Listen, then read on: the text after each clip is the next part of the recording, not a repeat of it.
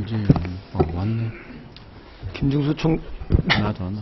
김중수 총재님 오전에 그 가계부채의 원인 중에 가계 수요의 증대를 꽤 큰 비중으로 판단하신 것 같은데요.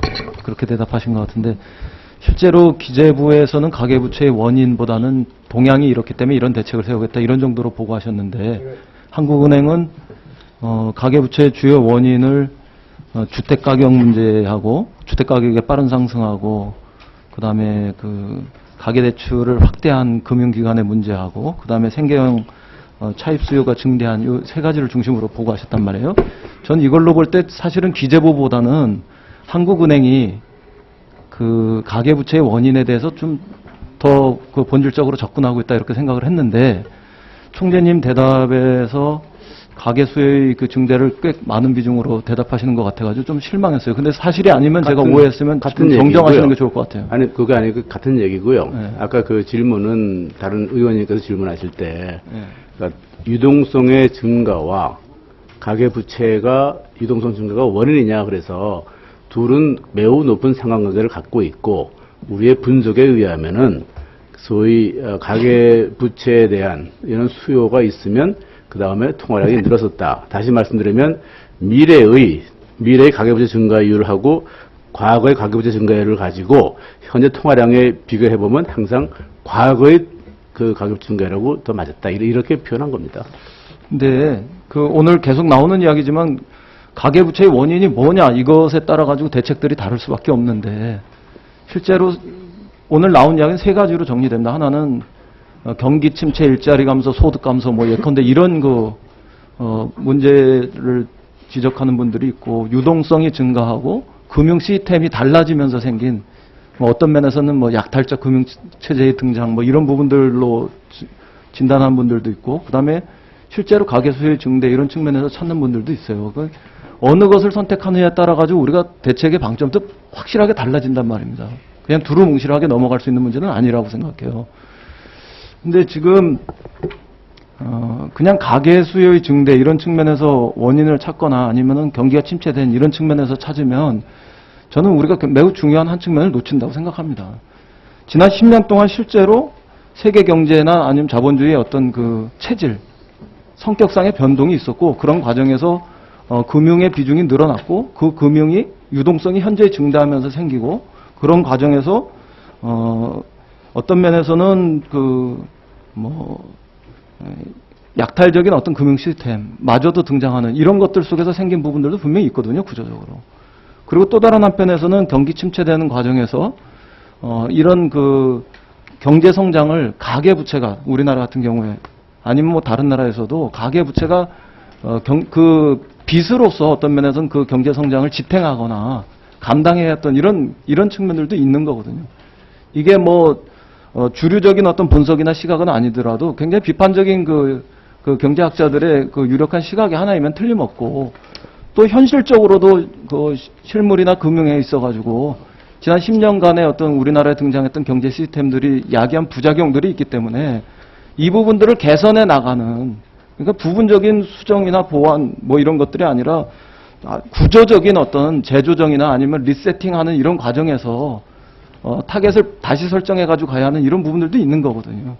그런 면에서 정부도 사실상 뭐 변동금리 문제를 좀 고정금리로 뭐 하는 문제라든가 일시 상환의 문제를 뭐 분할 상환의 문제로 이렇게 바꾸려고 하는 문제라든가 이런 것들이 그 시도되는 이유는 다 그런 구조적인 부분들에서 나오는 거 아니겠습니까? 근데 이런 부분들에 대한 어떤 진단과 분석과 원인을 뭐 이렇게 또 그리고 대책을 세워나가는 이런 과정들은 좀 약한 거 아닙니까 지금 정부가?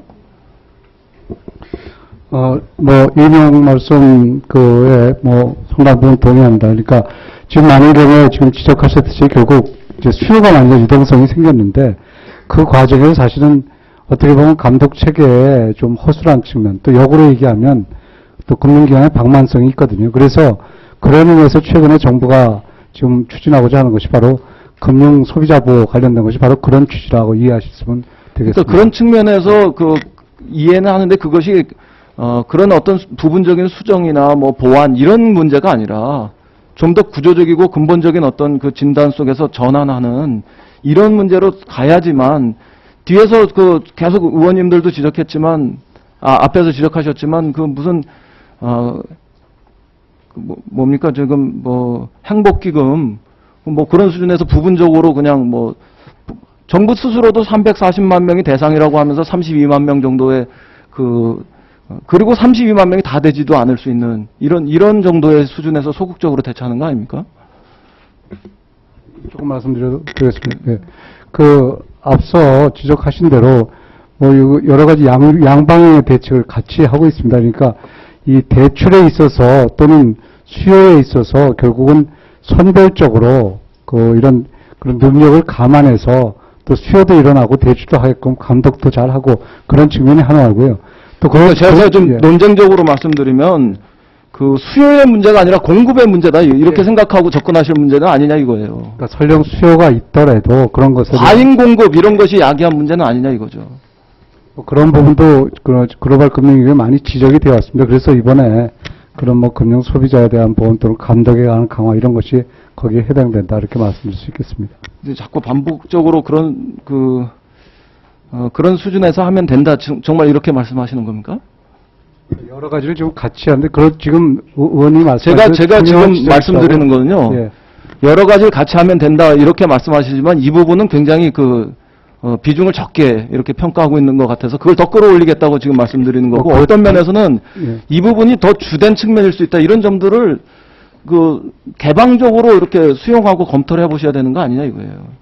하여튼 그 부분을 좀 더 저희도 그렇게 좀 심각하게 인식을 했기 때문에 이번에 뭐 금융소비자보호 것도 제안을 하게 된 것입니다. 하나만 더 여쭤보겠는데요. 가계부채 제가 그냥 뭐 비판적인 어떤 관점에서 놓고 보면 가계부채 위기의 한 세 가지 축이 금융과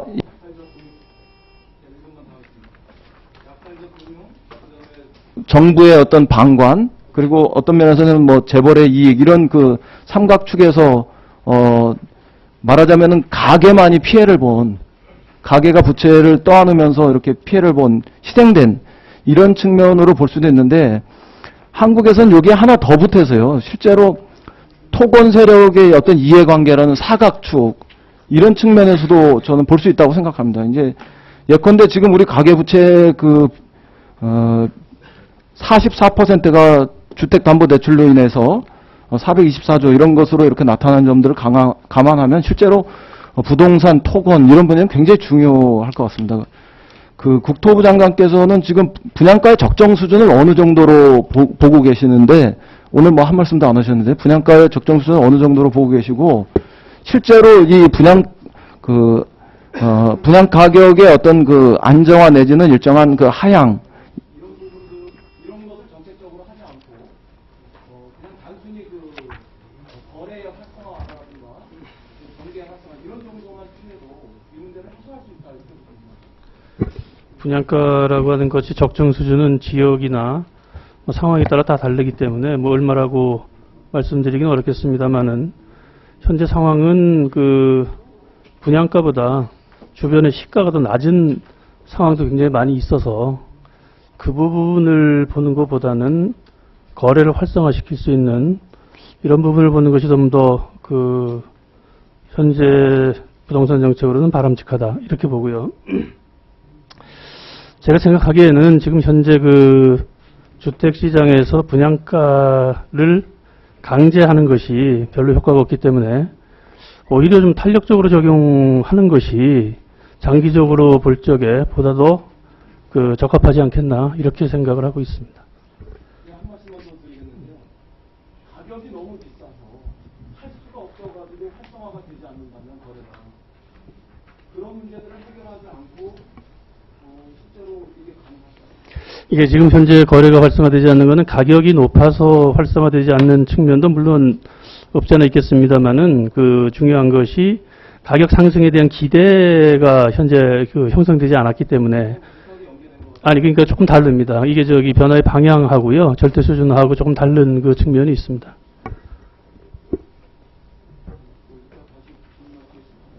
예. 이 의원님 수고하셨습니다. 다음은 이재영 의원님 질의해 주십시오.